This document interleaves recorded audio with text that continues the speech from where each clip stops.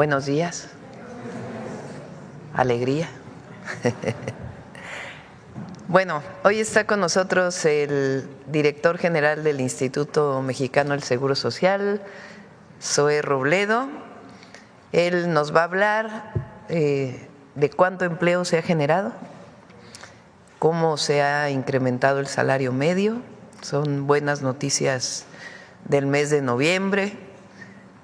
El humanismo mexicano no solamente representa fraternidad por el bien de todos, primero los pobres, sino que da resultados para toda la economía y para todas y todos los mexicanos.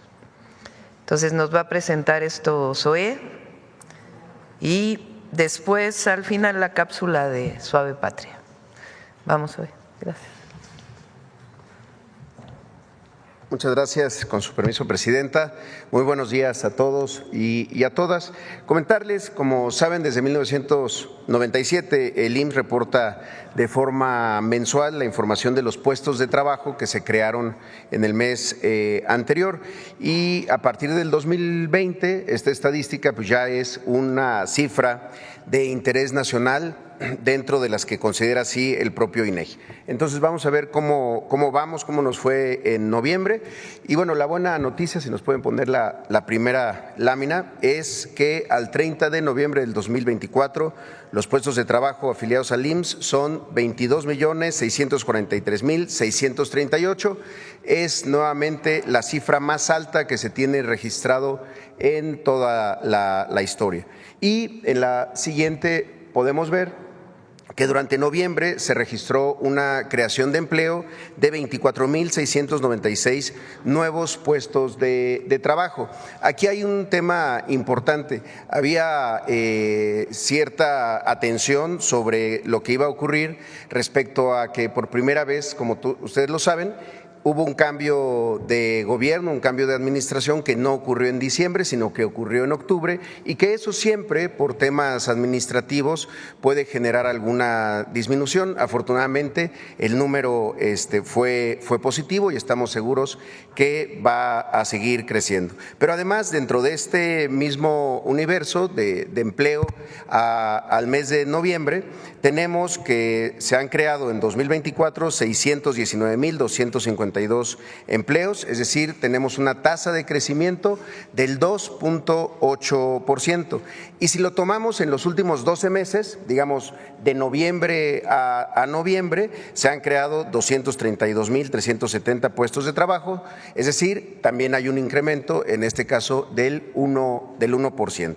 Ahora, también hemos estado trayendo no solamente el número, sino también la calidad de estos empleos. Si nos pueden poner la siguiente, y esto tiene que ver mucho a políticas de la Cuarta Transformación. Una muy reconocida en todo el planeta, que es el incremento al salario mínimo, y cómo este incremento al salario mínimo incrementa el salario promedio, el salario base de cotización del IMSS, es decir, lo que ganan los trabajadores y las trabajadoras del IMSS. Tenemos un reporte de un salario promedio, un salario base de cotización en noviembre en 584.1 pesos diarios.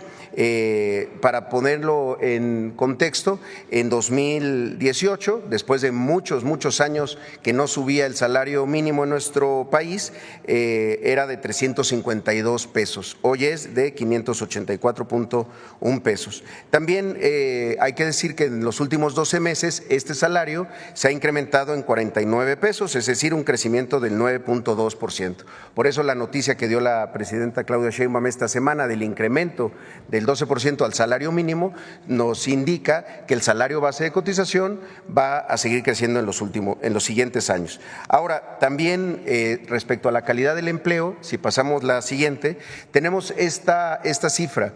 El 86.6% de los empleos son permanentes, el resto son trabajos eventuales, es decir, 19,613,000 empleos son permanentes. ¿Por qué es esto importante? Porque antes, y sobre todo antes de que hubiera la reforma en materia de outsourcing, de subcontratación y demás, era mucho más común que el porcentaje de empleos eventuales fuera mayor que el porcentaje de empleos permanentes. Por eso nos da tanto gusto que a la fecha del empleo registrado en este 2024, 97.5 sea empleo permanente. Y un dato adicional, si pasamos a la siguiente, es la participación de las mujeres en el mercado laboral.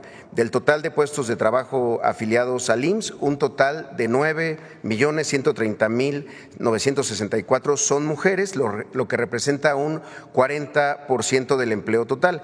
Un dato por demás importante es que las mujeres representan el 95% del empleo que se ha creado en los últimos 12 meses. De lo que se ha creado de noviembre a noviembre, 95% han sido mujeres, es decir, hay un incremento de la participación de las mujeres y estamos seguros que en el tiempo de las mujeres este dato va a seguir creciendo. Finalmente, dos datos adicionales que queríamos traer el día de hoy es el de trabajadoras y trabajadores independientes. Como saben, en el marco de toda una estrategia para abrir las puertas de la seguridad social a trabajadoras y trabajadores que históricamente se habían quedado fuera de la seguridad social, como las trabajadoras y los trabajadores del hogar, pero también los trabajadores por cuenta propia. Hoy tenemos que con este nuevo esquema de aseguramiento, con lo que se accede a las 5 ramas de los seguros, enfermedades y maternidad, riesgos de trabajo, invalidez y vida, retiros, cesantía en edad avanzada, la pensión y las guarderías, tenemos que al 30 de noviembre hay ya 271,000 personas afiliadas bajo esta modalidad. Esto es de lo más importante porque en los mecanismos de aseguramiento previo que se tenían para trabajadores por cuenta propia, solo se había llegado a registros de 25,000 en el máximo histórico, hoy son 271,000.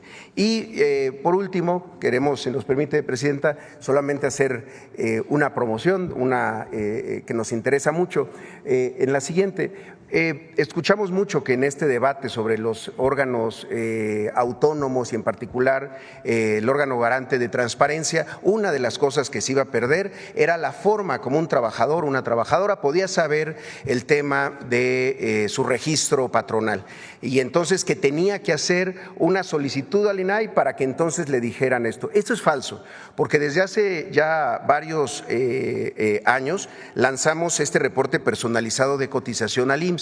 ¿Qué significa esto? Que una persona, un trabajador, una trabajadora se registra una sola vez con un correo electrónico y mes con mes le llega un correo donde conoce de manera automática qué patrones lo registraron en el instituto, cuántos días cotizó en el mes anterior y cuál es su salario registrado ante el IMSS. Esto sin necesidad de ir a una ventanilla, sin necesidad, por supuesto, de ir al INAI, lo hace el trabajador o la trabajadora. Y a la fecha tenemos ya 4.6 millones de personas que reciben de manera automática, mes con mes, su registro. No se necesitaba hacer una solicitud, como se llegó a decir, ante el INAI, ni mucho menos ya ante una ventanilla. Por eso lo queremos seguir promoviendo, trabajadoras, en el registro personalizado de cotización al IMSS. Con un solo correo electrónico pueden recibir esta información mes con mes, porque también, como nos lo ha dicho la Presidenta, no hay mejores supervisores, no hay mejores auditores que los propios ciudadanos. Es la información que tenemos el día de hoy. Muchísimas gracias. Gracias. Pues son muy buenas noticias. A ver, pon otra vez el de incremento de el empleo.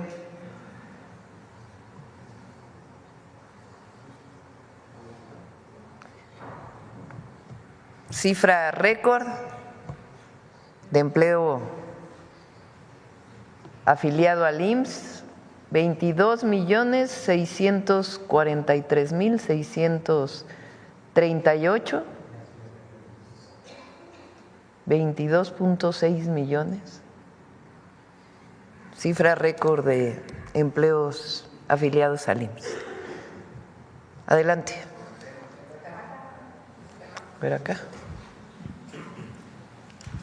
Ahí vamos. Buenos días, presidente. Esteban Durán, Vanguardia, Veracruz. Presidenta, y ahorita ya que hay un nuevo gobierno con la primera mujer ahí en Veracruz, ¿cuál será la capacidad para que ya empiecen a trabajar las farmacias Bienestar en ese estado donde pues se requiere mucho? Yo entiendo que con el anterior gobernador hubo algunos acuerdos, pero a corto plazo, ¿cuál será la capacidad del IMSS o del ISSSTE o de otra institución de salud para que haya farmacias suficientes? De esa manera se les puede dotar de medicamentos a quien lo requiere. Igualmente, ¿cuáles serán los ajustes de las pensiones si ya se están aplicando a los rezagados? Y bueno, igual también, ¿qué control se está llevando sobre los empresarios para que el IMSS verifique que efectivamente estos están pagando las cuotas para que los empleados a final de cuentas tengan ya su dinero que tanto han trabajado durante años? Porque resulta que en algunos lugares le dicen que sí se están pagando sus cuotas, que no hay ningún problema, pero cuando llegan al IMSS y estos ya están reclamando su dinero, pues resulta que no. Entonces, ¿qué control se está llevando sobre esto? Gracias, pues. ¿Quieres contestar la última y luego hablamos de las farmacias? Muchas gracias. Y sí, es justamente lo que comentábamos. Se ha hecho un esfuerzo enorme en toda la parte de cumplimiento, es decir, estar todo el tiempo con los empleadores, con los patrones, no nos gusta llamarles así, los empleadores, para que a través del buzón IMSS sea la vía de comunicación para que estén en cumplimiento permanente de sus obligaciones. Pero justamente, y si nos pudieran poner la última lámina, por eso nos interesa tanto que el propio trabajador en este registro personalizado de la cotización, con un correo electrónico, ahí puede saber cuántos días del mes anterior lo tuvo su empleador cotizando. También el salario de esta cotización. ¿Por qué es esto importante? Porque si un empleador, por una estrategia fiscal, por una cuestión de rentabilidad, da de baja a los trabajadores algunos días del mes o lo registra con menos salario, lo que hacemos es que el propio trabajador lo pueda saber, porque en el momento en el que el trabajador está registrado estos 4 millones de trabajadores a los que mes con mes les llega un correo diciéndoles cómo los tienen sus trabajadores, sus empleadores, pueden en ese momento denunciar. Hay una línea abierta para que denuncien y nos digan, a mí me tienen registrado o en el último mes me registraron con un salario menor o me registraron menos días de los que trabajé, cosa que es muy grave y entonces nos permite a nosotros inspeccionar. ¿Por qué es esto importante? Porque en el momento en el que el propio trabajador y la trabajadora se convierten en los fiscalizadores, por así decirlo, pues nos ayudamos mutuamente, nosotros a hacer nuestra tarea de inspección y ellos a saber qué está pasando con sus empleadores. Incluso hubo un estudio sobre esto hace poco tiempo por una universidad de Estados Unidos que estuvo trabajando con nuestra base de datos y salieron datos interesantes. Por ejemplo, muchas mujeres que antes era muy común que les dijeran, te voy a registrar ante el IMSS con esta cantidad, pero lo demás te lo voy a pagar por fuera, con el importante impacto que tiene eso en la cotización para la pensión. Porque si a alguien le están pagando por fuera o con otro concepto de bono de puntualidad o de cualquier otra cosa, eso no se integra al salario. Entonces esa persona puede pensar que está ganando 20,000 pesos, pero lo tienen registrado con 10,000 y su pensión se va a calcular en 10,000. Por eso esta relación y esta experiencia que tuvimos, eso no existía antes, por cierto, y había una oposición importante entre empleadores de que lo pusiéramos en línea y le diéramos este poder a los propios trabajadores. Hoy nos permite hacer mucho mejor la fiscalización. Y desde luego con los empleadores grandes, digamos, quienes tienen más de 1,000 empleados o empleadas, pues estamos constantemente verificando de que estén en cumplimiento permanente de sus obligaciones. El IMSS no es una dádiva, el IMSS no es una graciosa prestación, no, es una obligación de ley y hay que cumplirla. Se aplican sanciones a los patrones que incumplen, e incluso también se quejan muchos derechohabientes que se saturan las páginas, no pueden entrar, se tardan para que ellos puedan pues hacer sus trámites. No, vaya, sí, se sanciona, sí, claro, se inspeccionan, se hace primero desde invitaciones y después directamente a créditos fiscales, si es el caso. La verdad que la recaudación del IMSS en los últimos años es lo que nos ha permitido tener hoy buenas finanzas, además del incremento del salario mínimo. Y respecto al tema de los sistemas, permanentemente estamos monitoreando las intermitencias para que las páginas estén, porque se hacen muchos millones de trámites todos los días, pago de pensiones, las nóminas, etcétera, para que no haya intermitencias. Hemos fortalecido mucho las capacidades propias tecnológicas del IMSS y ahora estamos trabajando también mucho con la Agencia de Transformación Digital para que cada vez sean muchos menos los trámites y también mucho más rápidas las soluciones que debemos de ofrecer. Gracias. ¿Por qué no comentas lo del fondo de pensiones? ¿Cómo funciona? Ah, bien, sí. Bueno, también el tema del Fondo de Pensiones para el Bienestar, que es algo también muy relevante, porque como saben se hizo toda una reforma para que aquellos trabajadores que estuvieran igual o menor sus ingresos después de que ya estuvieron pensionados al salario base de cotización del IMSS, que en el momento que se hizo era de 17,600 pesos, como recordarán, se buscaron que con diferentes fuentes de financiamiento, entre ellas el tema de las cuentas no reclamadas de Afore, se pudiera hacer el Fondo de Pensiones para el Bienestar para poder equiparar a todos los trabajadores a ese salario base promedio. Es decir, que todos aquellos que a causa de las dos reformas que se hicieron, la del gobierno de Ernesto Zedillo y la del gobierno de Calderón para el caso del ISSSTE, pudieran equipararse.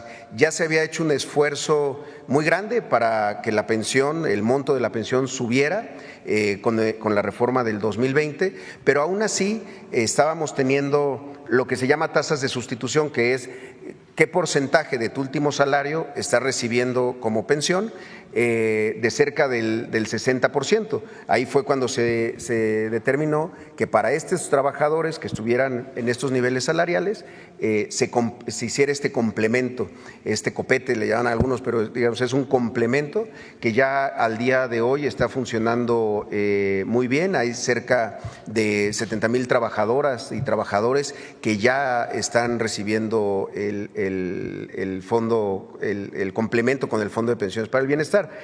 Hoy este número parece que todavía es bajo, pero si lo vemos proyectado hacia adelante, en el 2035 aproximadamente van a ser 2 millones de trabajadoras y trabajadores que ya estarán pensionados en el nuevo esquema de cuentas individuales. Entonces, ahí es en donde ese complemento va a ser clave para que realmente estemos alcanzando el derecho a la pensión, el derecho a una vejez digna, tranquila y desde luego saludable. Y además hay una cuestión adicional.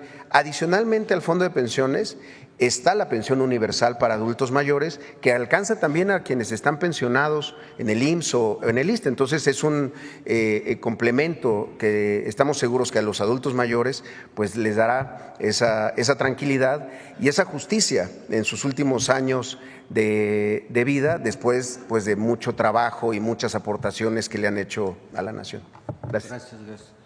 Presidenta, gracias. En otro tema, empresarios del sector turístico y restaurantero en Sinaloa han manifestado que ha habido miles de millones de pérdidas por la situación de violencia que está ocurriendo allá.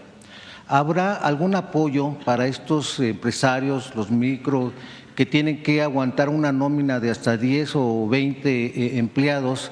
Muchos de ellos ya están cerrando sus cortinas, ha habido ya desempleo en ese sentido. ¿Qué se va a hacer?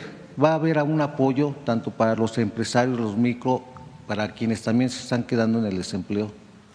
El mejor apoyo que podemos dar es el que estamos haciendo ahora, que es que el secretario de Seguridad y Protección Ciudadana está en Sinaloa para fortalecer la estrategia de seguridad.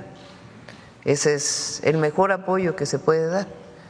está coordinando las tareas de todas las fuerzas federales y estatales, una coordinación, y va a dar resultados. Él se va a reunir con empresarios, de hecho ya está dando resultados en términos de detenciones para bajar los homicidios y otros índices de otros delitos que también se han incrementado. Pues tiene que consolidarse la estrategia y va a funcionar, y ese es el mejor apoyo que podemos dar. Sobre todo en estas fechas que hay una alta demanda. Sí, hay mucha gente que va a Mazatlán y a otros lugares de Sinaloa durante el periodo vacacional, y vamos a trabajar para garantizar la seguridad. ¿Y en qué periodo estima usted que ya podría normalizarse? Se va a ir notando. Bien, Presidenta, ya finalmente en otro tema, el presidente de la Jucopo en la Cámara de Diputados anunció que habrá una nueva ley de juegos y sorteos, que esta data de 1946, un reglamento que ya no sirve, ya no funciona, y que con este nuevo reglamento, bueno, pues se podría combatir a la corrupción, evitar las extorsiones, y así de esa manera habrá una mejor recaudación fiscal. Igualmente mejorar la situación laboral de quienes trabajan ahí. Igual también se mencionó que antes de que saliera el sexenio de Enrique Peña Nieto, pues se quería evitar que se hubieran nuevas licencias para estos negocios, pero no se cumplió, se fueron abriendo más. ¿Qué posibilidad habría también, Presidenta? En ese sentido también se da un respiro a la industria hípica, que está prácticamente ya en la agonía, se están perdiendo empleos, los quienes trabajan de esta industria pues están pidiendo que si se podría igualmente que el Ejército pues tuviera las riendas del Hipódromo de las Américas para evitar la corrupción, para evitar que otras empresas ajenas a esta situación le están dando mucho auge a los casinos, le están dando prioridad a estos casinos. ¿Qué es lo que va a suceder con el hipódromo, Presidenta? Ellos demandan apoyo. Es una concesión, está concesionado el hipódromo. Y no, en este momento no hay una ley nueva. Lo que sí es Rosa Isela, que es una mujer muy honesta, de carácter, una extraordinaria servidora pública, de lo mejor que tiene nuestro país. Está hablando con quienes son dueños de los casinos para si hay alguna corrupción, alguna, que se informe de inmediato para que se evite estos esquemas que podrían todavía haber en algunos servidores que se quedaron de la época del pasado, previo a que llegara el presidente López Obrador. Entonces, pero hasta el momento no se, es cierto, data de hace mucho tiempo, pero no tenemos todavía una propuesta. Y evitar tragedias como el Casino Life, donde murieron muchas personas, trabajadores también, y que hasta el momento pues no han encontrado eco con sus demandas. Lo está atendiendo la Secretaría de Gobernación. Vamos acá.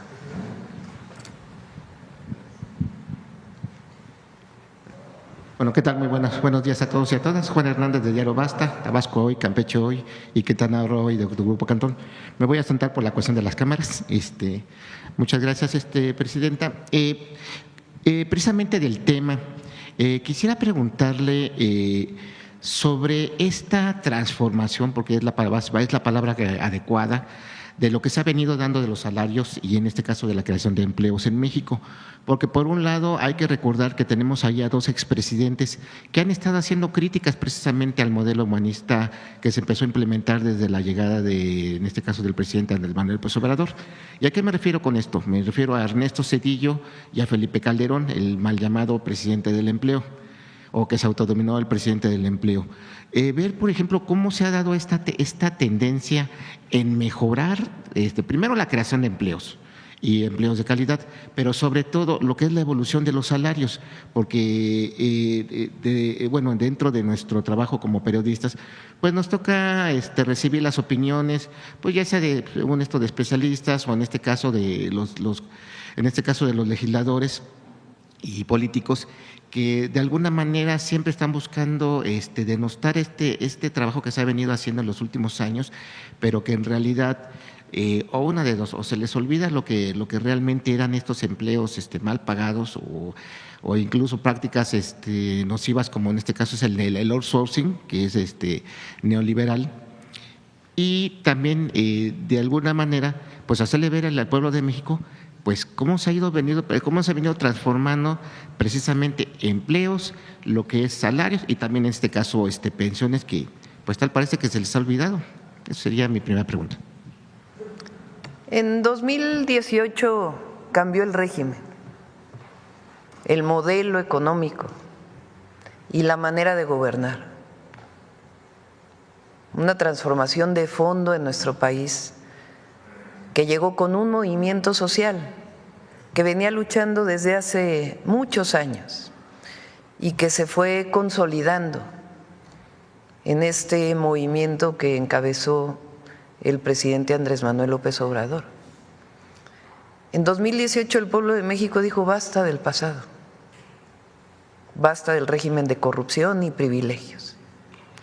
Ese régimen de corrupción y privilegios que representó el neoliberalismo de 1982 con Miguel de la Madrid hasta el 2018 con el gobierno de Peña Nieto, fueron 36 años en donde se caracterizan por dos temas o dos ejes. Uno, una visión que venía de los organismos financieros internacionales, que venía de la Escuela de Chicago, que venía Harvard, sí, la visión neoliberal. Esa visión lo que plantea, que ya por cierto cada vez es menos, lo que plantea es que el mercado resuelve todos los problemas, que el Estado debe convertirse en un regulador y que no hay derechos, que todo es mercancía a poner en el mercado y que el propio mercado va a generar las condiciones para que todos vivan bien.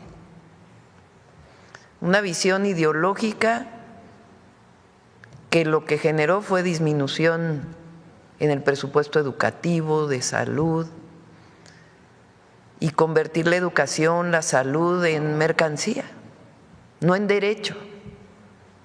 La visión universal y fraterna de los derechos humanos se quedó relegada frente a la idolatría del mercado.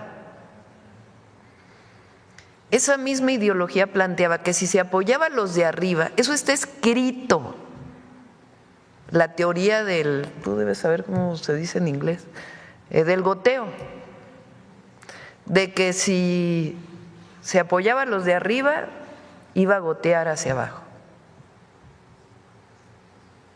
De ahí viene pues muchas cosas que se hicieron. Y que el gobierno y el Estado no deben tener empresas porque son pésimos administradores, que solamente traen corrupción. Entonces, una ideología traída de fuera. Y eso provocó lo que platicábamos ayer, la venta de empresas mexicanas, nacionales, estatales. Y la otra, la corrupción. Por eso el presidente López Obrador decía, no es neoliberalismo, es neoporfirismo, porque es la entrega de los recursos naturales y empresas de la nación y la corrupción, el vínculo que se hizo entre un grupo que se adueñó de esas empresas y que al final acabó gobernando México. Y que en todo ese periodo pues los beneficios iban para allá. Uno de los mayores ejemplos pues es el FOBAPROA. Por eso decía ayer, viene el periodo de Salinas. Para los jóvenes que no vivieron aquella época, no sé ustedes cuántos años tienen, a mí sí me tocó, se decía, México está entrando a los países de primer mundo. Ahí nos hicimos parte de la Organización para la Cooperación y el Desarrollo Económico, que son los países industrializados, y ya México ya entró al primer mundo. Pues, ¿cuál sería el tema? Que termina el sexenio de Salinas y viene una crisis profunda y se echan la culpa entre ellos, entre Zedillo y Salinas, que si fue el error de diciembre, que si fue producto del pasado, pero al final, ¿qué demuestra? Que todo eso que dijeron durante esos 6 años, pues acabó en una crisis profunda y se dedicaron a rescatar a esas empresas con cero transparencia. Muchas que no necesitaban rescates fueron rescatadas y hoy todavía seguimos pagando esa deuda de aquel rescate. Y muchos deudores de la banca que perdieron casas, que perdieron pequeños negocios, que perdieron automóviles porque la tasa de interés se fue al cielo y ya no podían pagar, nunca fueron rescatados, nunca fueron apoyados. Entonces, un modelo, una visión, y por otro lado, una tremenda corrupción. En aquellas épocas decían, antes robaban de las empresas estatales, ahora se robaron las empresas estatales. Así decían en aquellas épocas. Entonces, en 2018 el pueblo de México dijo, basta, basta, basta, porque además eso fue acompañado de fraudes electorales. Esta idea de que el neoliberalismo trajo la democracia, el 88, fraude electoral. El 94, el terrible asesinato de Colosio, gana ahí sí la presidencia Zedillo. El 2000, supuestamente la gran transición, Fox, que era, la gente lo vio como un cambio después de tantos años de priismo. Y en 2006, bueno, desde el desafuero, la traición a la democracia. Pero además siguieron gobernando igual. Y luego el fraude del 2006, con el que llega un presidente espurio, Calderón. Y luego después de eso la compradera del voto del 2012. O sea, ¿cuál democracia?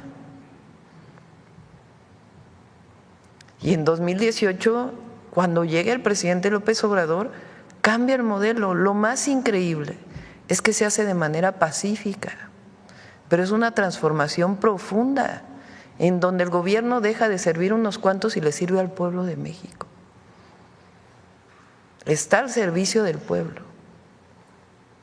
con todos los logros del presidente López Obrador que se ven aquí. Y cuando nosotros hacemos campaña, lo que decimos es que siga la transformación. Y la gente dice, sí, que siga la transformación. Entonces, ¿cómo estamos gobernando? Con los mismos principios, con causas. Nosotros venimos de un movimiento social, a nosotros no nos impuso nadie. Nosotros le servimos al pueblo y estamos al servicio del pueblo y siempre lo vamos a representar con dignidad y con altura, porque el pueblo de México se merece todo. Entonces es un modelo distinto, que riega desde abajo, que tiene como máxima, por el bien de todos, primero los pobres, que tiene como máxima acabar con el régimen de corrupción y privilegios, que tiene como máxima no puede haber gobierno rico con pueblo pobre, que tiene como máxima con el pueblo todo, sin el pueblo nada. así vamos a seguir gobernando. Y así quiere el pueblo de México que sigamos gobernando. Que por cierto eso tiene, bueno, enojadísimos a los adversarios. Vean Ciro cómo se puso con Epigmenio. Un enojo. Té de tila, estamos entrando a la Navidad. Tranquilidad, vean a, ¿cómo se llaman estos? A la Raki. No es… que por cierto dijo que a la oposición le hacía falta un López Obrador. No. Entonces cambió el modelo, por eso da resultados. Y ha demostrado que este modelo, que está basado además en nuestra historia, que no trae recetas de ningún lado, por eso cuando nos dicen, ¿qué son ustedes? Todos los motes que nos ponen, somos humanistas. Eso es lo que somos. Nosotros damos la mano al que se queda atrás. Y eso es nuestro pueblo, eso es el pueblo de México. El pueblo de México no deja a nadie atrás.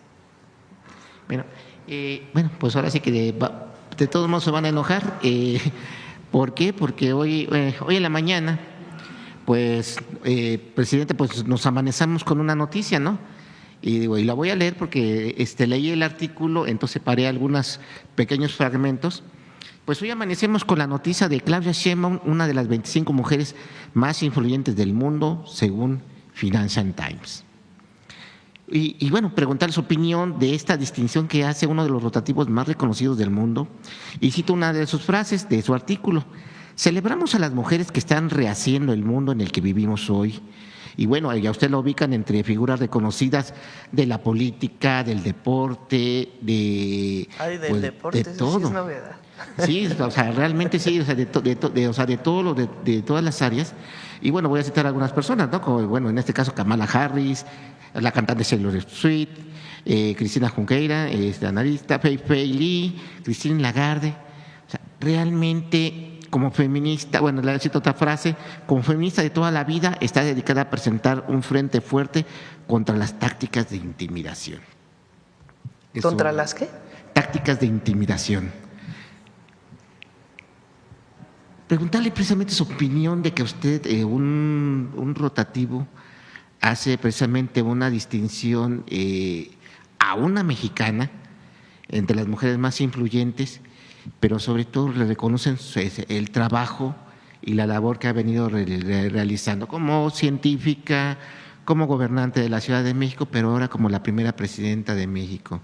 Digo, y bueno, ahí también voy a dejar en claro, aquí nadie me está pagando la pregunta, pero es un tema que, sí, o sea, si alguien saca un tema de este tipo, ya le están pagando, no voy a decir quién, pero ahí seguramente va a estar rabiando al rato, ¿no? Pero sí confunden el sacar un trabajo periodístico que lo está sacando de otro lado y que aquí le estoy preguntando precisamente esta distinción que le hacen no solamente a usted, sino al gobierno, al pueblo de México, porque fue el pueblo quien le dio le dio a usted pues la oportunidad de estar aquí al frente y estar aquí con usted, con nosotros, informándonos.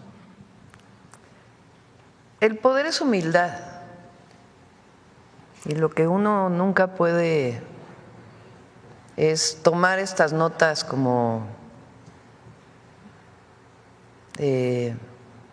para volarse. Que eso no va con un gobierno de la Cuarta Transformación. Lo que hay es un reconocimiento a lo que está pasando en México. Yo lo dije, que siga la transformación y es tiempo de mujeres. Y eso se percibe, se siente en nuestro país. Y ese es el reconocimiento que hay al momento que está viviendo México.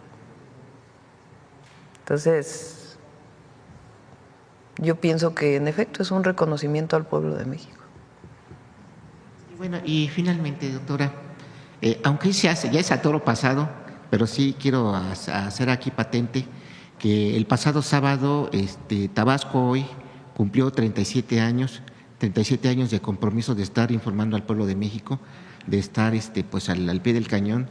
Tabasco hoy crea Diario Basta, y bueno, yo estoy aquí representando a Tabasco hoy, y pues sí quisiera atreverme a pedirle un mensaje a mis compañeros, porque fue gracias a ellos. Muchas felicidades a la familia Cantón y muchas felicidades al medio y a todos sus trabajadores y trabajadoras por estos 37 años. Nancy. Gracias, presidenta. Buenos días a todas y a todos. Buenos días, presidenta. Nancy Flores, de la revista Contralínea. Hace unos días se anunció un donativo de 900 millones de pesos a la Fundación Teletón. En este caso, el presidente de esta fundación, el empresario Emilio Azcárraga Gallán, pues tiene un problema en Estados Unidos por un presunto caso de corrupción que estaría ligado a sobornos a la FIFA. Por este tema, pues se tuvo que separar, momentáneamente para atender el asunto ante las autoridades estadounidenses del Grupo Televisa. No se separó de la Fundación Teletón. También al frente de esta fundación estuvo en su momento Fernando Landeros y estuvo presente en este anuncio. Fernando Landeros estuvo trabajando bastante tiempo con Claudio X González Guajardo en la Asociación Civil Mexicanos Primero, que es esta asociación creada por empresarios, por la oligarquía, para influir en las políticas públicas educativas, sobre todo con la intención de privatizar la educación en todos sus niveles. Le comento el asunto de Fernando Landeros porque cuando estaba en esta Asociación Civil Mexicanos Primero se asignó un sueldo de 350,000 pesos y esto va en contra de las reglas que tienen fundaciones y asociaciones civiles, que dicen que para el caso de los directivos, pues estos no deben de ganar, ni siquiera el 40% de la rentabilidad o de los ingresos de estas asociaciones, pero además que su trabajo tiene que ser forzosamente altruista. La preocupación acerca de que se les dé este donativo de dinero público no solo tiene que ver con estos personajes que están al frente de la Fundación Teletón, que sí tiene también esta labor con los niños con estas capacidades diferentes, sino sobre todo porque en el caso de los informes que ha presentado al SAT a mediados de este año, se refieren a algunas situaciones que son muy importantes que se revisen. Por ejemplo, en estos informes financieros que revisó la revista Contralínea, se indica que la Fundación Teletón especuló con 1,700 millones de pesos en 2023 en inversiones en instrumentos financieros, también en fondos de inversión dolarizados y en fondos de renta fija, 1,700 millones de pesos en 2023. Además, se mantiene un guardadito de 1,900 millones de pesos que no aplicó en ninguno de sus programas. Y también que el SAT le devolvió 250 millones de pesos en impuestos, entre otras situaciones. Entonces, preguntarle, presidenta, si se va a hacer una labor de auditoría, de seguimiento a este recurso. Finalmente son 900 millones de pesos que pudieran destinarse a otro objetivo. Sabemos que también hay que atender a los niños con discapacidad, pero sí genera pues cierta incertidumbre el hecho de que tenga todos estos antecedentes la fundación. El esquema en que se da este apoyo, que viene desde el presidente López Obrador, es un esquema en donde se les da a las familias de manera directa por la Secretaría de Bienestar. Podemos pedirle en algún momento, cuando venga Ariadna, que pueda explicar cómo es el proceso. No es un donativo a ninguno de los miembros de la fundación, que en todo caso pues tienen que explicar lo que tú planteas, sino directo a las familias. Y es algo que viene ya desde antes. Fundación Teletón, más allá de esto que en todo caso tendrá que explicarlo quiénes son sus miembros, sí cumple una función de beneficio social, de altruismo, No existe otra fundación, otra área que tenga estos niveles de atención para las personas con discapacidad, que permita que haya una rehabilitación integral. Entonces, por eso se apoya a las familias para que puedan tener este acceso a la rehabilitación y la parte altruista de Fundación Teletón. Y en todo caso, lo que planteas, pues es importante que en todo caso ellos lo aclaren. Y sobre todo porque las fundaciones tienen pues digamos este régimen fiscal especial. El hecho de que se le devolvieran 258 millones de pesos de impuestos es por este régimen especial de que no pagan impuestos, pero también porque todas las donaciones que les hacen personas físicas o morales e incluso extranjeras, pues son para beneficiar a las digamos que al pueblo, ¿no? Y por eso mismo pues esas empresas o esas personas que dan los donativos dejan de pagar impuestos, es decir, ese dinero ya no ingresa a la hacienda pública. No todo, una parte, que es como funcionan estas fundaciones. Entonces, en todo caso, ellos que aclaren esta nota que planteas, pero sí es importante reconocer la parte altruista de esta fundación y el apoyo que se da a las familias para que tengan acceso a la rehabilitación.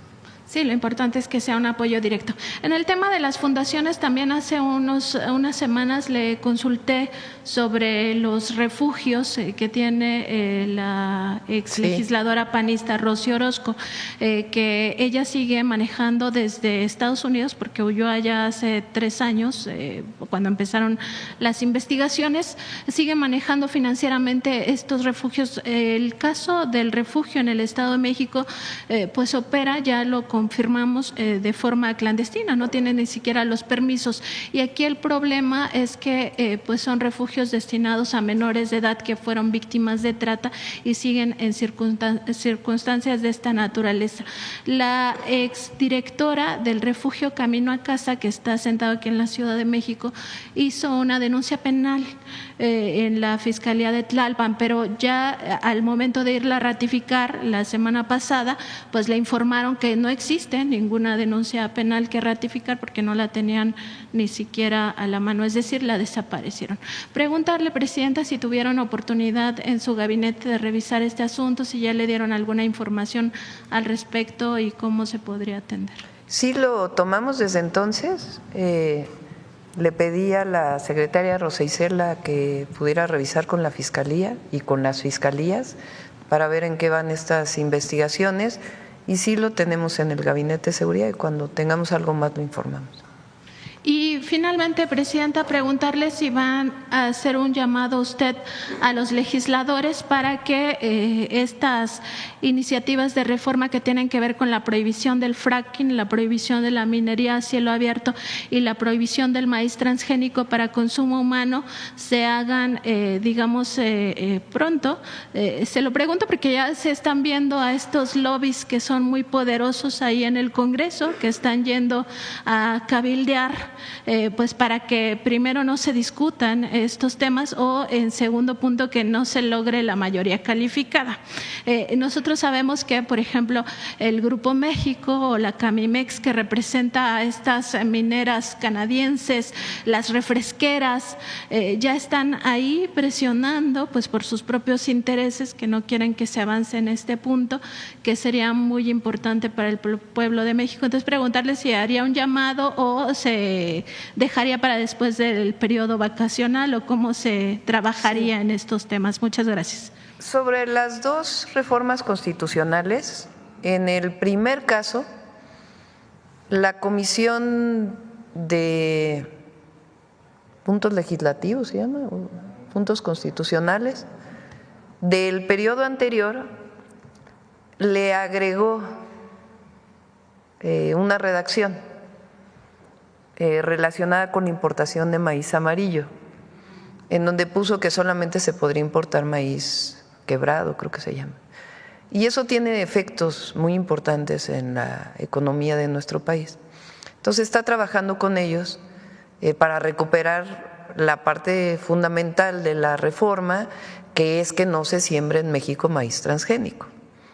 Entonces, por eso es que esta en particular no ha pasado. En el caso de la minería a cielo abierto, también es importante revisarla. ¿Por qué? Por ejemplo, las minas de arena que fabrican cemento, pues son minas a cielo abierto. El litio, que nos importa mucho producirlo, pues es minería a cielo abierto. Entonces necesitamos revisar la particularidad de cómo quedó la reforma constitucional. No va a haber fracking y eso sí se va a quedar, pero las otras necesitamos revisar porque en una le cambiaron y en la otra, si se queda así como está, pues entonces, por ejemplo, la producción de sal de la salina que nacionalizó el presidente López Obrador no se podría explotar porque se puede considerar mina a cielo abierto.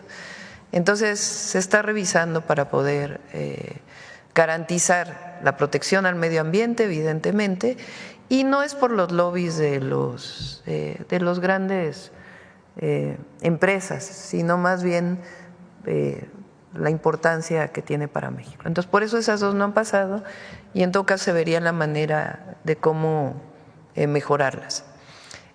Aprovecho también para decir lo de los vapeadores, porque ahora se ha hablado mucho aquí en esta mañanera y vamos a pedir que el equipo del IMSS Bienestar, el doctor Kersenovich, informen del daño que causan los vapeadores, porque ahí sí hay mucho empresario, particularmente de cigarreras y otras empresas, que están buscando que no se apruebe, pero se va a aprobar porque es indispensable para la salud de las y los mexicanos y viene acompañado de la prohibición del fentanilo, que es muy importante.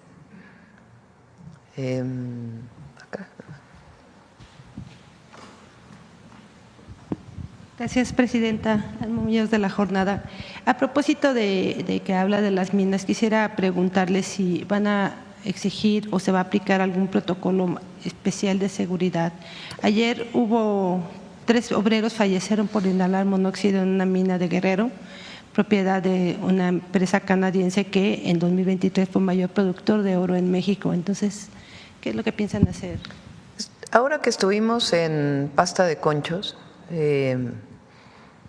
las familias y los trabajadores mineros nos plantearon varios temas, unos relacionados con el apoyo a las familias y el rescate que se está haciendo de los mineros en Pasta de Conchos, y la otra es la seguridad de las y los trabajadores mineros. Le pedí a Marat, al secretario del Trabajo, que se incrementen las inspecciones y que se revise a fondo, porque lo vi hoy en la nota de La Jornada.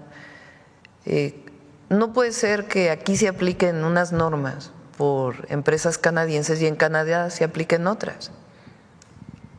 Entonces está ya revisando el caso del secretario del Trabajo y en particular sobre esta mina, la coordinadora de Protección Civil para el apoyo que requieren las familias, pero sí es un tema que todavía está pendiente y que es indispensable que se trabaje. Hay veces que son las grandes mineras y otras que son pequeñas mineras, como particularmente en Coahuila, Mineras del Carbón, que son pequeñas minas, en donde tiene que garantizarse la seguridad de los mineros. Gracias. Y por otro lado, ayer el próximo presidente de Estados Unidos, Donald Trump, dijo que usted le reclamó en aquella llamada lo de los aranceles. ¿Fue así? Él comenta que usted le dijo, ¿por qué me estás haciendo esto? ¿Fue así o cómo ocurrió ese reclamo? El presidente Donald Trump tiene una manera de comunicar. Fue como cuando tuvimos la llamada y él hace una publicación donde dice que vamos a cerrar la frontera y pues nunca se habló de eso en la llamada. Tampoco lo que les planteé aquí fue así la llamada. Dije que hay una estrategia de México para atender la migración que evita que lleguen las caravanas a la frontera norte con una visión humanitaria y de atención a los migrantes.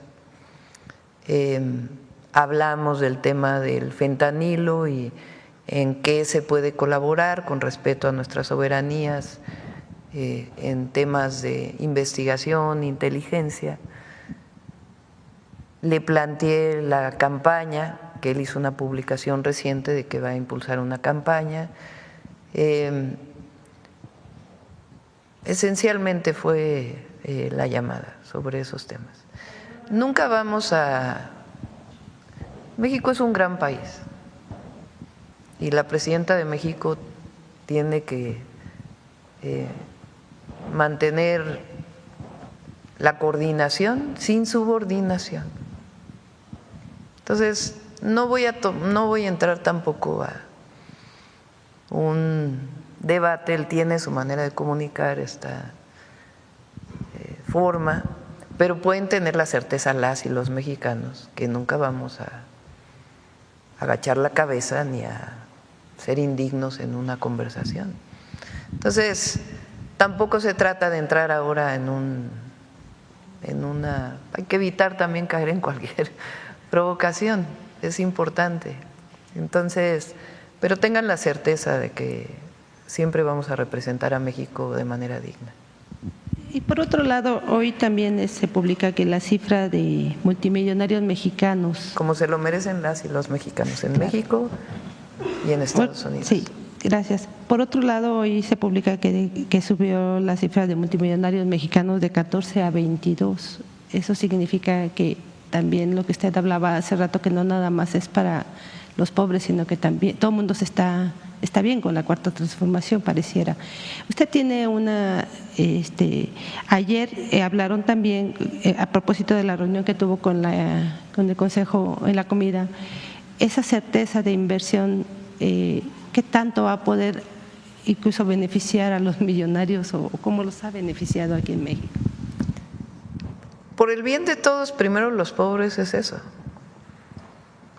Por el bien de todos y de todas, primero los que menos tienen. Y el gobierno tiene la obligación, un gobierno de la cuarta transformación, porque tenemos la obligación moral, ética y por convicción de atender primero al que menos tiene, al humilde, al que humillaron durante tanto tiempo. Nosotros tenemos esa obligación y así vamos a seguir trabajando. Ahora, cuando hay recursos en la economía, fíjense, son el próximo año más de 800,000 millones de pesos que van, estamos hablando, así como lo contabilizan en Estados Unidos, por ejemplo, que nosotros los miles de millones, para ellos son billones, ¿no? 800,000 millones de pesos son 40 en dólares, son 40,000. 40, a ver, ahora sí que háganme la cuenta, en dólares, 800,000 millones de pesos.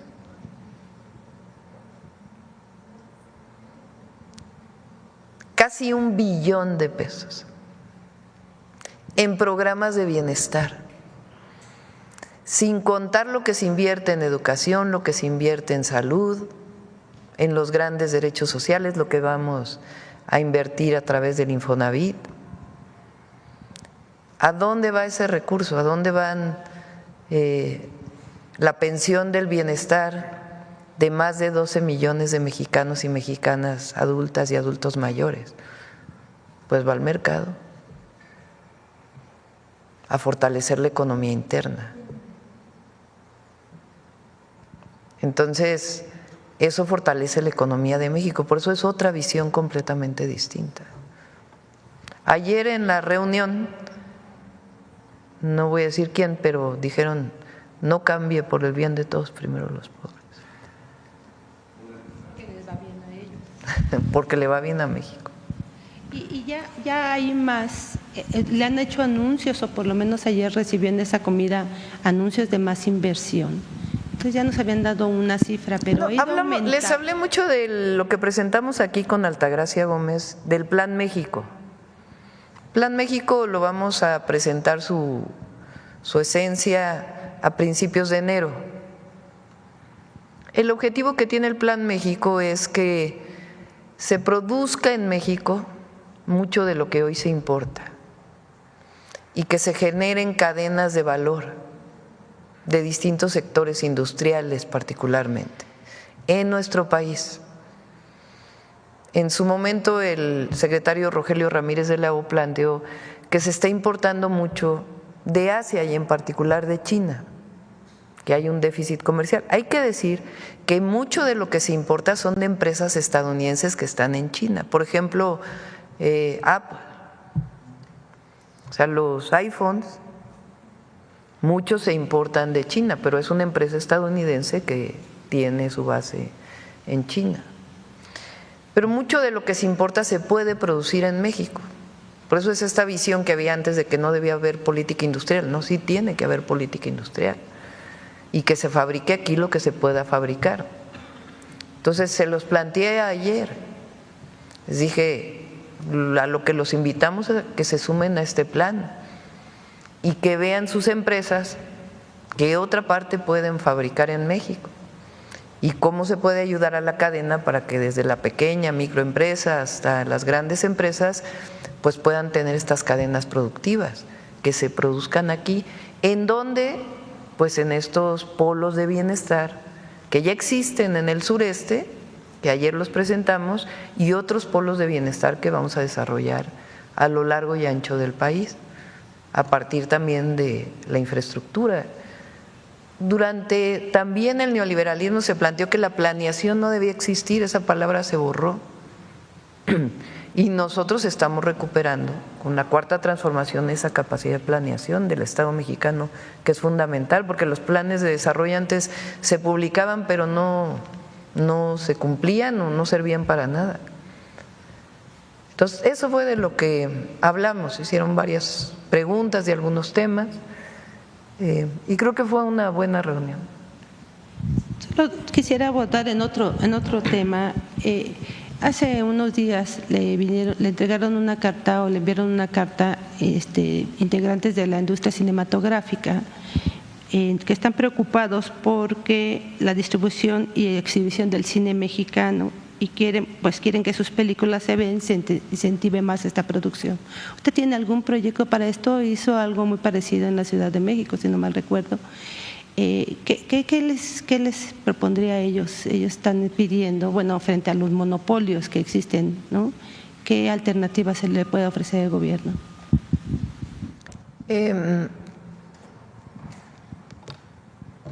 Son varios temas. Quizás sería bueno que viniera la Secretaría de Cultura. Hay un equipo de casi puras mujeres que está encargado del cine en nuestro país y se mantuvo el apoyo fiscal que existe desde hace mucho tiempo, incluso incrementó un poquito. Y hay también un programa para impulsar el cine nacional, no como era antes, porque hubo un cambio también de la visión cultural. Durante todo el periodo neoliberal también había esta visión de que las y los mexicanos y nuestras culturas y las culturas que dieron origen a México había que borrarlas. Y justamente en el periodo del presidente López Obrador, el cine apoyó muchísimo cine de directores que vienen de pueblos originarios y eso se va a mantener. Pero hay un plan para el cine nacional, le comento a Claudia que venga. Hay un plan para apoyar a las escuelas del INA y del INVAL, que fue un compromiso que yo establecí a través de Claudia con los estudiantes y los profesores, también para apoyo al cine y también a los medios públicos, también van a recibir un apoyo.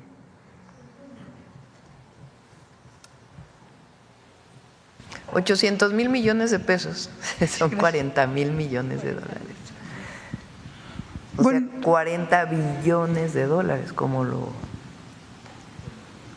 sea, es que los miles de millones en México, en Estados Unidos son billones. Ellos no usan el miles de millones, sino pasan de millones a billones de manera directa.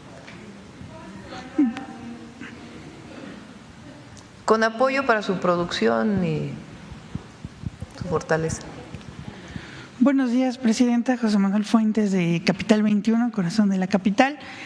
Preguntarle sobre el tema de lo del IMSS. ¿En qué zonas del país se han dado el mayor número de nuevos asegurados, presidenta? Muchas gracias, presidenta. Y es una muy buena pregunta porque hay una clarísima vinculación también de estos mitos, como lo ha estado diciendo la presidenta, de que lo público siempre era peor que lo privado, que el salario mínimo creaba inflación y demás. Había esta idea de que la inversión pública en infraestructura no traía empleo formal, salvo el que se creaba en el momento de una construcción. Eso es falso también. Tabasco es un estado que durante incluso la pandemia no tuvo caída en su empleo. Quizás es de los pocos estados subnacionales en el mundo que la pandemia no le afectó en términos de empleo, al contrario, creció. Tabasco creció casi en 30% su empleo por las inversiones que estaban, las inversiones públicas, la refinería, el tema del Tren Maya. Por eso toda la península es quizá una de las zonas más favorecidas. Ese es otro elemento. El crecimiento del empleo, además de que es un empleo mejor pagado, es un crecimiento mucho más parejo a lo largo del país. Antes, donde se veía el crecimiento del empleo era generalmente en el norte del país, cuando fue el boom de las maquiladoras, un empleo precario, no solo mal pagado, precario, con condiciones de riesgo de trabajo en una maquiladora. Cuando inició este modelo, pues sí, se veía muy bien que se crearan muchos empleos en la frontera, pero eran empleos mal pagados. Ahora la distribución es mucho mejor. Otro estado con un crecimiento destacado, Nayarit, que ha tenido, tanto por el tema de turismo, pero también por inversiones públicas que se han hecho en ese estado. Se calcula que por cada 10 empleos vinculados a un proyecto de infraestructura público, ya sea un puerto, un aeropuerto, los trenes, las carreteras, incluso los hospitales, se crean 4 empleos en la economía formal. Entonces son de los estados. El sureste por primera vez tuvo tasas iguales o superiores a algunos estados tradicionalmente con más empleo formal, sobre todo en el norte del país. Presidente, y solo quisiera hacer una aclaración, porque hace rato dije que de 70,000 trabajadores que ya han recibido el complemento, tuve un error. El 70% de quienes han pedido una pensión por viudez y que se les ha resuelto, que son cerca de 2,500 personas, 70% han sido beneficiarias del Fondo de Pensiones para el Bienestar. Por eso decía, es un número hoy pequeñito, pero que va a crecer mucho. Pero 70%, no 70,000, perdón. Pero sí, ese es el dato sobre esa distribución del empleo. Muchas gracias. En segundo tema, presidenta, la jefa de gobierno, Clara Brugada, anunció una inversión de 10,000 millones de pesos en vivienda social. Preguntarle su opinión, pero también sabemos que la Ciudad de México pues está viviendo una crisis de vivienda.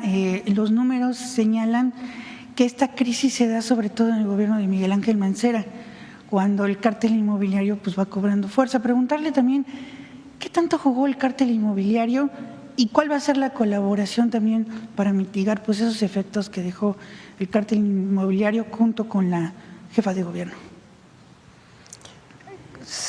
Durante el periodo particularmente de Mancera, no solamente las construcciones ilegales, sino que además se promovió mucho la vivienda de, digamos, nivel medio alto y alto, con el proceso que se llama de gentrificación, que es decir, que se expulsa a los habitantes originarios, subiéndoles el predial y otros mecanismos, tienen que dejar sus viviendas, lo compran desarrolladores inmobiliarios y entonces entra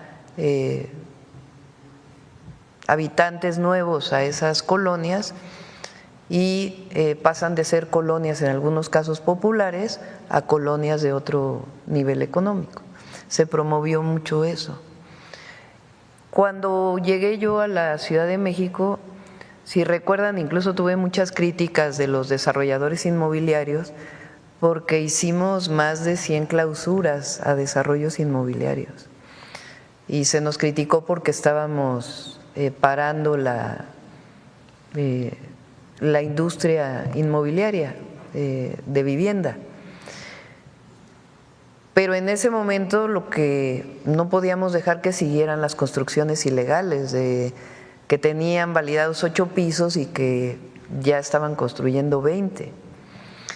Entonces se clausuraron, se hizo una mesa de trabajo y se reorientaron casi todos esos desarrollos inmobiliarios para que cumplieran con el uso de suelo o con la norma. Ahí estaba Ileana Villalobos, que hoy es una de las subsecretarias de Medio Ambiente, que hizo ese trabajo muy importante y digamos que se puso orden hasta donde se pudo, ¿no? Porque en la Benito Juárez pues siguieron haciendo otras cosas.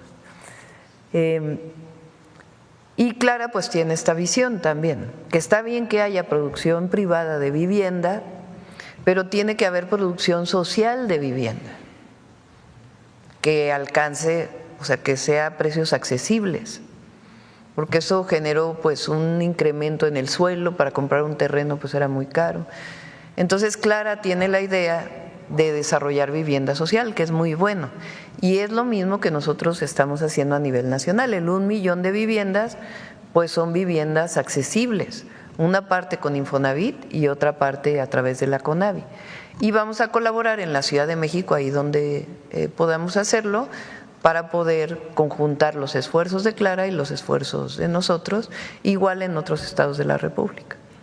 Gracias, presidente. Y en el último tema, aprovechando ahorita que se sacó el tema de que en Financial Times la reconoce a usted, y también hay que recordar la revista Time, usted ha generado pues un gran liderazgo en América Latina, lo vimos en la cumbre del G20, y también hemos visto que México pues está pues apuntalando para pues ser una potencia en diferentes áreas. Preguntarle lo de ayer, también lo del corredor interoceánico, si se va a acercar México para promocionar este corredor con los otros países. Vemos que en el G20 se reunió con este grupo MICTA, que está Turquía, Corea del Sur, Vietnam. Aprovechar este acercamiento, ¿usted tiene planeado algo para promocionar este corredor interoceánico, no solamente con Asia, sino también con otros países, por ejemplo Sudáfrica, que también se va a llevar a cabo el G20 el próximo año? Sí hay no las promociones que se hacían antes, que era, no sé ni cuánto gastaban, que era pues mucha corrupción. El lunes vamos a presentar la promoción del Tren Maya, que tiene la empresa de la Secretaría de la Defensa Nacional, con paquetes especiales, y además se está trabajando, en particular en el Tren Maya, con Chiapas, Quintana Roo, Tabasco, Yucatán, Campeche, para que sus propias secretarías de turismo y turismo con Josefina, la Secretaría de Turismo y la Sedena, pues haya una promoción de todos juntos para visitar el Tren Maya. Ya se van a abrir los hoteles, entonces, igual con el interoceánico. El interoceánico, para que tenga un enorme potencial la carga, pues tenemos que terminar, ya funciona evidentemente, pero tenemos que terminar el puerto de Salina Cruz, que le va a dar un potencial enorme, y la adecuación del de Coatzacoalcos. Muchas gracias, presidente. Gracias. Acá. Por cierto, que en el tema me quedé pensando, de Estados Unidos y México, va a haber una buena relación, con sus características. Y yo veo cómo al final fue la relación entre el presidente Trump y el presidente López Obrador, que todo el mundo apostaba que iba a ser una relación difícil, compleja, y al final hubieron acuerdos. Entonces yo estoy convencida que va a haber una buena relación.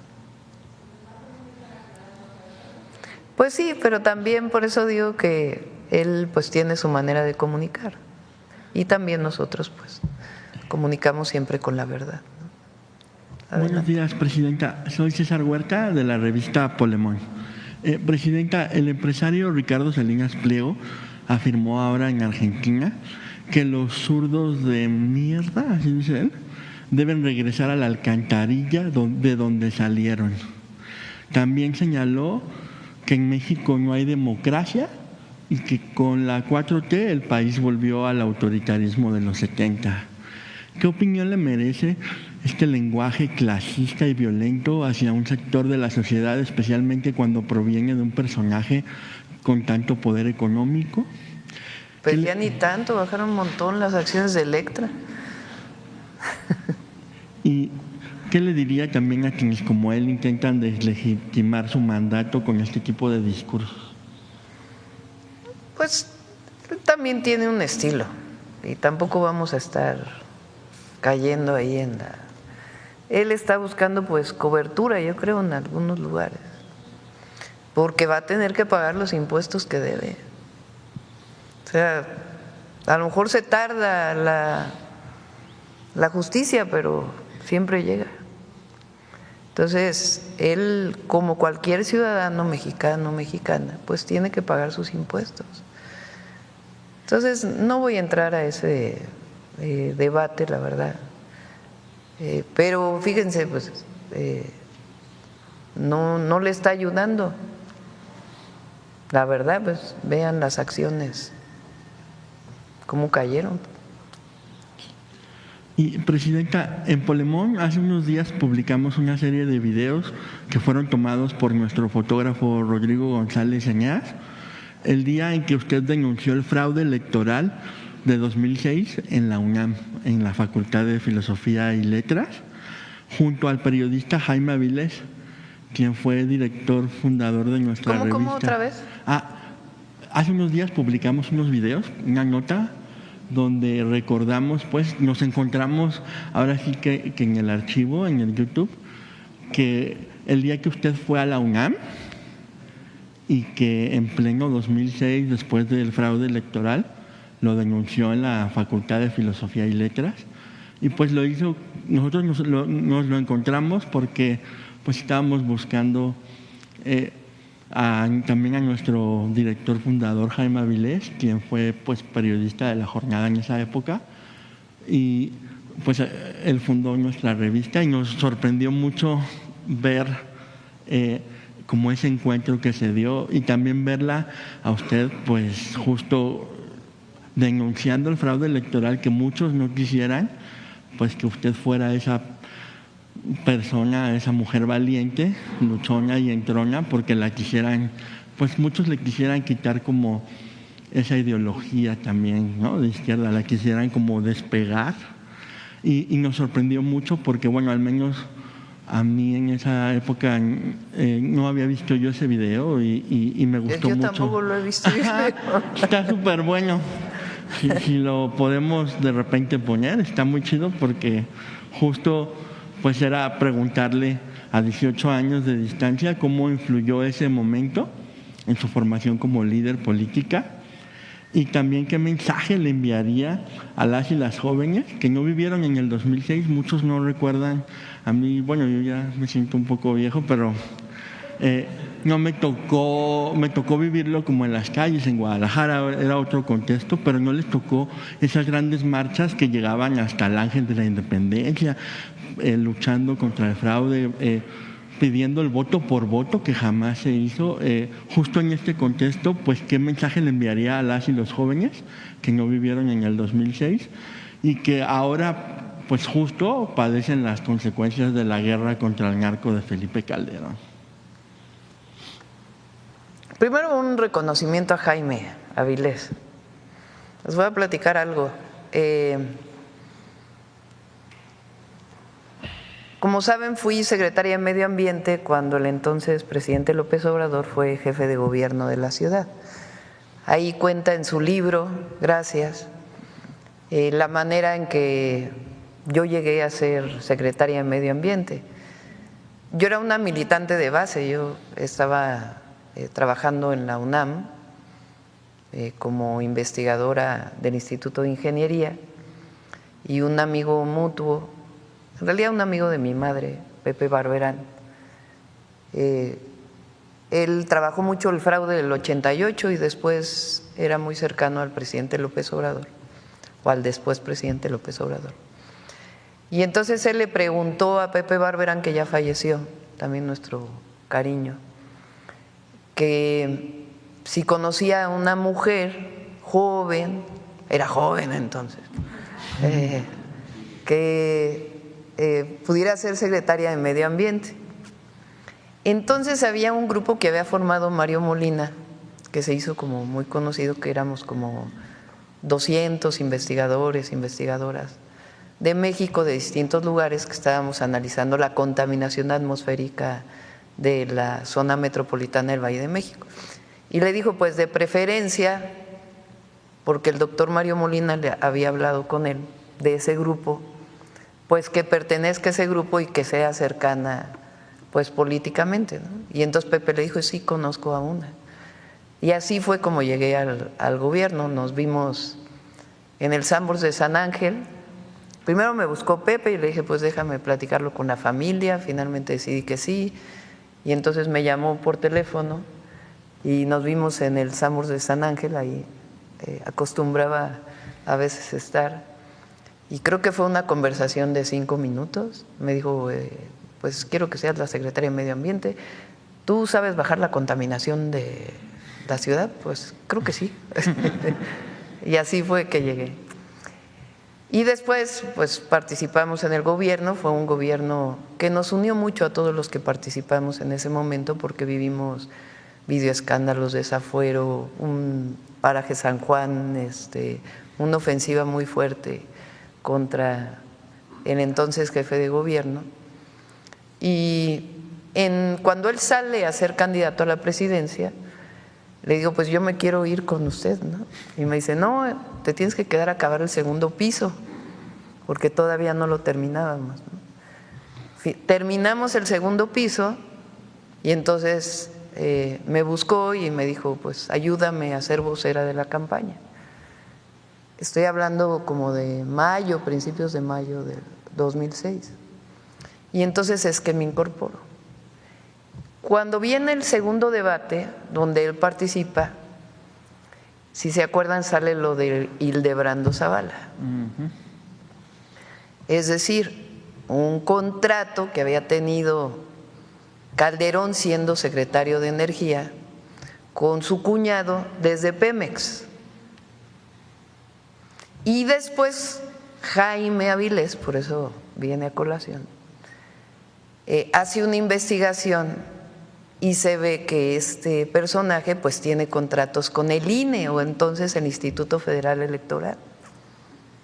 Y de ahí viene pues una investigación muy grande de esos contratos, que después se dijo que parte del fraude vino de ese contrato y en esa época pues convivimos, ya nos conocíamos de antes, pero convivimos mucho con Jaime, ¿no? Porque yo era vocera y él estaba haciendo esas investigaciones y varias veces nos reunimos. Cuando viene el fraude electoral, pues Jaime estaba ahí y hicimos un grupo de trabajo con Pepe Barberán formó muchísima gente, entre ellos a Emiliano Artiz, que falleció también ya.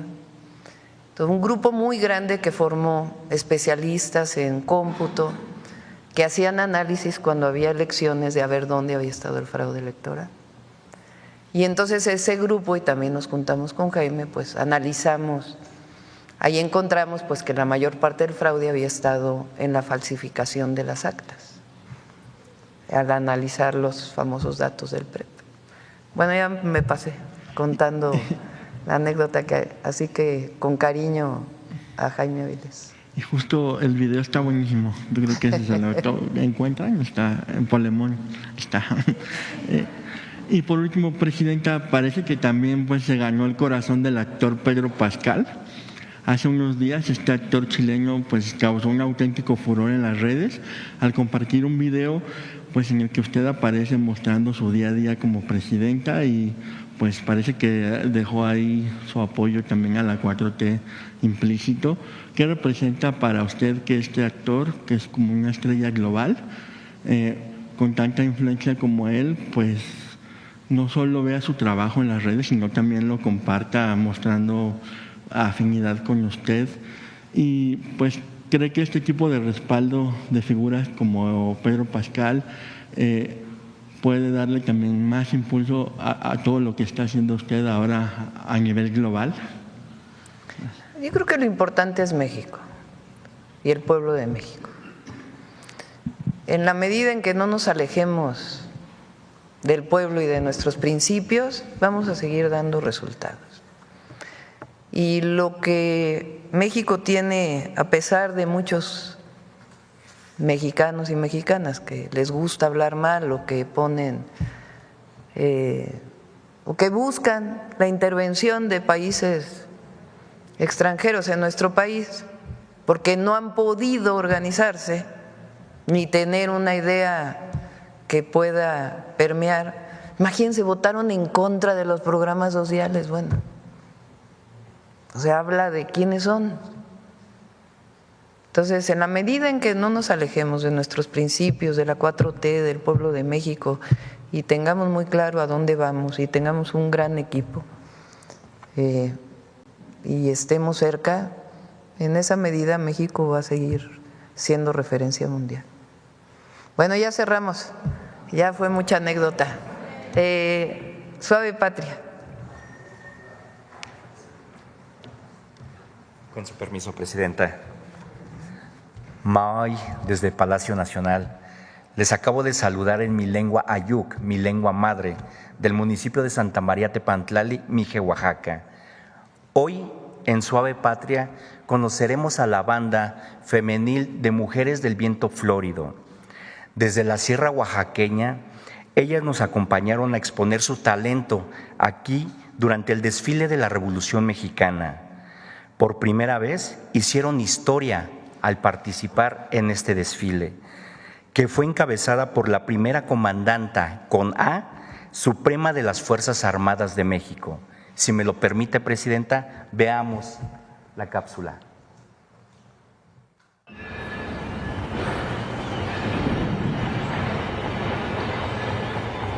La música es bonito, porque yo siento que me puedo expresar a través de ella, porque cuando me siento triste o aburrido, pues luego lo agarro, empiezo a tocar lo que sea.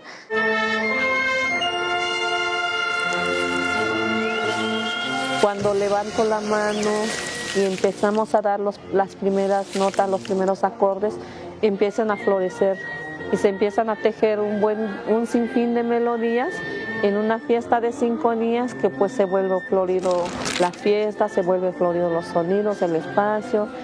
Ese nombre, pues Mujeres del Viento Florido. Nosotras somos que llevamos a cualquier espacio los sonidos floridos. Transmito mi sentir con la música. Es muy bonito que convivamos entre compañeras y nos ayudemos. Más que ya estoy aquí en la banda, pues ahora sí ya sé cómo se siente estar. Puedo pensar que a lo mejor estoy soñando o alucinando, pero no. Y pues a mí me da mucho gusto que haya que se les pueda abrir camino a otras niñas, otras mujeres. Siempre le digo a las compañeras, una sola creo que puede hacer muchas cosas bonitas, pero ya 2, 3, 4, 10, 20, 30 es mucho mejor el resultado.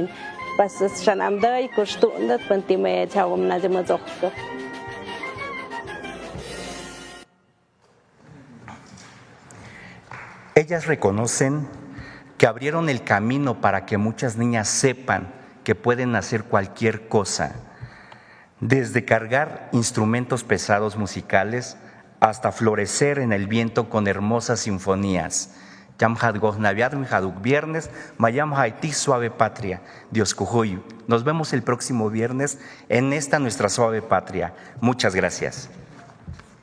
Gracias. Vamos a Chiapas, Oaxaca y a Tamaulipas. Qué bueno que lo preguntas. Está desde el primer momento el secretario de Salud. Es muy triste que haya ocurrido esto. El objetivo primero pues es atender a las familias y se está investigando la causa de estos fallecimientos que se dieron no solo en un hospital, sino en varios, por una bacteria. Se suspendió de inmediato el contrato, se pidió que se suspendiera el contrato y el registro que tenían de este alimento que se da a los pequeñitos, a los bebés, la mayoría son prematuros, como se llaman, no sé si así se diga, nacieron antes de las 40 semanas. COFEPRIS suspendió por lo pronto a la empresa, se está haciendo los estudios de cultivos para saber cuál es la causa y está personalmente el secretario de Salud investigando y por supuesto vamos a dar información. ¿Comunicación con las autoridades sanitarias del Estado de México? El secretario de Salud está con las autoridades sanitarias y se está trabajando en eso. Un agradecimiento del pueblo de Acapulco y de Guerrero por su apoyo por el huracán. Yo me pidieron que se lo trajera a usted. Muchas gracias. Y por la coordinación que vamos el martes para allá, a Acapulco. La coordinación que he tenido con la gobernadora Evelyn Salgado y con la alcaldesa Belinda López también, y le agradezco mucho su apoyo. Muchas gracias. Cualquier duda sobre este tema, por favor con Paulina ahí para que el secretario de Salud pueda responderles cualquier pregunta. Muchas gracias. Buenos días.